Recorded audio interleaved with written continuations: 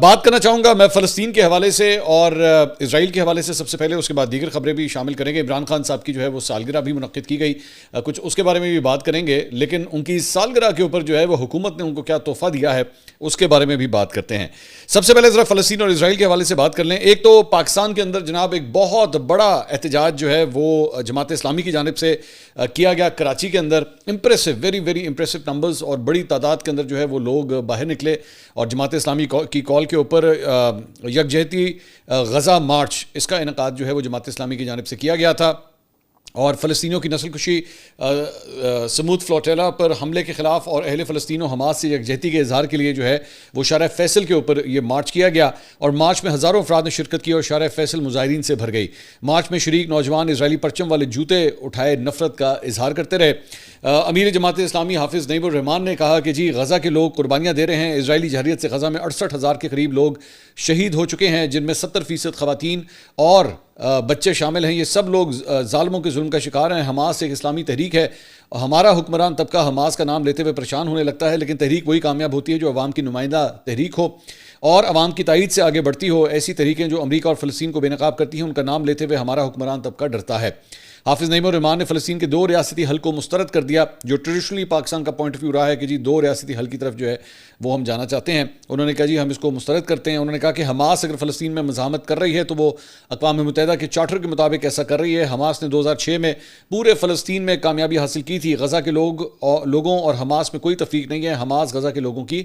خدمت کر رہی ہے۔ تو کافی حد تک سپورٹیو، حماس کی سپورٹ میں جو ہے وہ یہ ریلی جو ہے وہ نکالی گئی تھی۔ اب ذہن میں رکھیے گا کہ حماس جو ہے وہ آلریڈی ڈونلڈ ٹرمپ کا جو پلان ہے 20 جو نکات کا پلان ہے اسے آلریڈی وہ ایکسیپٹ کر چکی ہے with some reservations in some areas. لیکن جماعت اسلامی جو ہے وہ انہوں نے ایک بڑا احتجاج کیا ہے۔ I will have to accept that.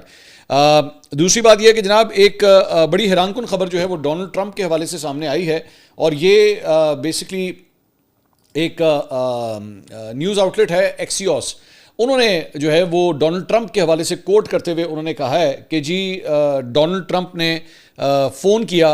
Benjamin نیتنیاہو کو، وہ یہ خبر وہ دے رہے ہیں کہ جی ڈونلڈ ٹرمپ نے فون کیا بنجمن نیتنیاہو اسرائیلی وزیر اعظم کو، اور انہوں نے کہا کہ بڑی خوشی کا انہوں نے اظہار کیا کہ جی دیکھیں حماس نے بھی جو ہے وہ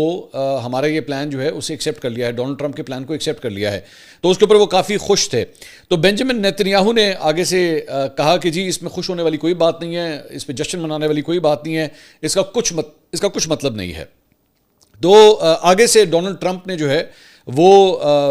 بنجمن نیتنیاہو کو گالی نکالی، اور اس نے کہا کہ یہ ایک بڑی خبر ہے، یہ ایک بڑی جیت ہے، اور یہ امن کے لیے جیت ہے، اور اس کو تم ہر دفعہ جو ہے وہ ہر چیز میں سے جو ہے وہ کیڑے کیوں نکالتے رہتے ہو۔ میں وہ لفظ ظاہری بات ہے جو اس نے گالی دی ہے وہ میں دے نہیں سکتا یہاں پہ، آپ کے ساتھ شیئر نہیں کر سکتا، کیونکہ ظاہری بات ہے ہمارے یہاں فیملیز اور بچے بھی جو ہیں یہ ہمارا ویلاگ دیکھتے ہیں۔ لیکن اس موقع پہ ڈونلڈ ٹرمپ نے گالی دے کے جو ہے بنجمن نیتنیاہو کو کہا کہ تم ہر چیز میں سے جو ہے کیڑے کیوں نکالتے ہو، ہر وقت اتنے نیگیٹو تم کیوں ہوتے ہو۔ یہ ایک اچھی خبر ہے اور اس سے امن کو جو ہے وہ موقع ملنے والا ہے۔ اس کے ساتھ ساتھ جناب وزارت خارجہ کے ترجمان، پاکستانی وزارت خارجہ کے ترجمان نے سمود فلوٹیلا میں سوار پاکستانی شہریوں کے بارے میں، خاص طور پہ سینٹر جو سابقہ سینٹر مشتاق صاحب ہیں ان کے بارے میں میڈیا سے پوچھے گئے سوالات پہ انہوں نے کہا کہ پاکستان اپنے بین الاقوامی شراکت داروں کے ساتھ فعال طور پہ مصروف عمل ہے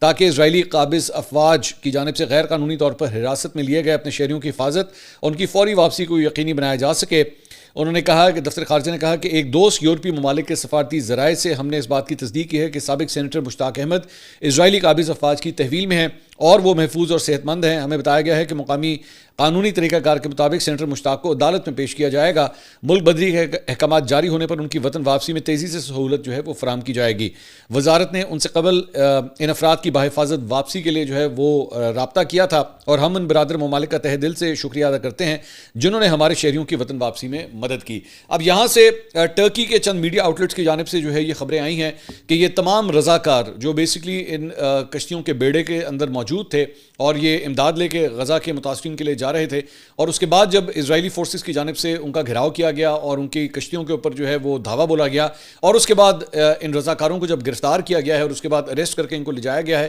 تو اس کے بعد یہ خبریں آئی ہیں کہ ان کے ساتھ بڑا ہی ناروا قسم کا سلوک جو ہے وہ کیا گیا ہے۔ مطلب یہاں تک خبریں ہیں کہ خواتین کے سروں سے جو ہیں وہ چادریں اتار لی گئیں، مردوں کو جو ہے وہ ننگا کیا گیا، ان کو بھوکا پیاسا رکھا گیا، چند کے اوپر جو ہے وہ کتے چھوڑے گئے اور ان کے اوپر جو ہے وہ تشدد بھی کیا گیا ہے۔ ظاہری بات ہے اس کی وجہ سے خاص خاص طور پہ جو مشتاق احمد صاحب ہیں ان سے پاکستان کے لوگوں کے اندر جو ہے وہ بڑا ایک دلی لگاؤ ہے ان کے لیے، کیونکہ وہ ظاہری بات ہے وہاں پہ ایک قسم کی پاکستان کی نمائندگی کر رہے تھے وہاں پہ. اب ان کے حوالے سے ان کی فیملی، ان کی پارٹی کے لوگ کافی حد تک پریشان ہے کہ کہیں ان کے ساتھ بھی اس قسم کا کوئی سلوک تو نہیں کیا گیا، ان سے رابطہ کار جو ہے وہ ہو نہیں سکتا. اس کی وجہ یہ کہ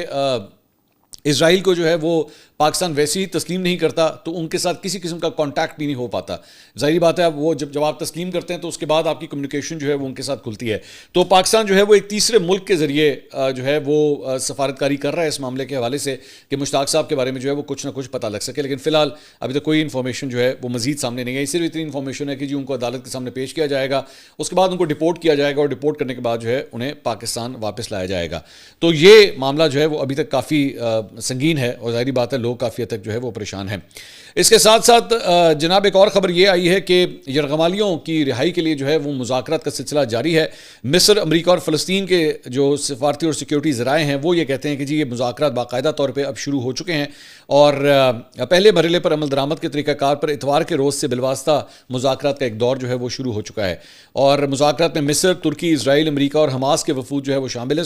حماس، اسرائیل اور امریکہ ٹیبل کے اوپر اکٹھے بیٹھے ہوئے ہیں اور یہ مذاکرات کریں. یہ بہت بڑی خبر ہے کہ آپس میں اتنی زیادہ جو ہے وہ ہاسٹیلٹیز رہی ہیں، اور اس کے بعد جو ہے یہ مذاکرات کا سلسلہ جو ہے وہ چل رہا ہے. اور یہ بتایا گیا ہے کہ جی حالیہ تناؤ کے باعث مذاکرات کا اگلا دور جو ہے وہ قطر کے بجائے مصر میں منعقد جو ہے وہ کیا جا رہا ہے. اور اسرائیل میں مذاکرات کے لیے نئے دور کی عملی تیاریاں جو ہیں وہ شروع ہو گئی ہیں، جن میں غزہ کی پٹی سے انخلا کے لیے نقشے تیار کرنا اور قیدیوں کے تبادلے کے معاہدے کے تحت ممکنہ طور پر رہائی پانے والے فلسطینی قیدیوں کی فہرستوں کا جائزہ لینا شامل ہے. دوسری جانب امریکی تجویز پر حماس کے موقف سے آگاہ حماس کے ایک ذریعے نے BBC کو بتایا ہے کہ صدر ٹرمپ کے غزہ میں جنگ کے خاتمے کے منصوبے کے کچھ عناصر مبہم اور غیر واضح ہیں، اور ان پر مزید بات چیت کی ضرورت ہے.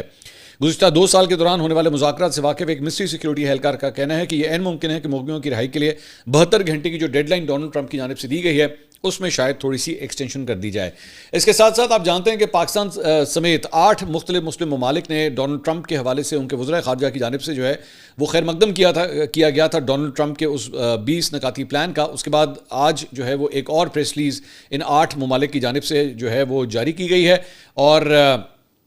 ان تمام وزراء خارجہ نے حماس کی جانب سے غزہ کا انتظام ایک عبوری فلسطینی انتظامی کمیٹی کے سپورٹ کرنے کی آمادگی کے اعلان کا خیر مقدم کیا ہے. اور اردن، متحدہ عرب امارات، انڈونیشیا، پاکستان، ترکیہ، سعودی عرب، قطر اور مصر کے وزراء خارجہ نے امریکی صدر ڈونلڈ ٹرمپ کے غزہ کے خاتمے سے متعلق تجویز پر مذاکرات کے آغاز سے متعلق حماس کے رد عمل کو خوش آئند قرار دیا.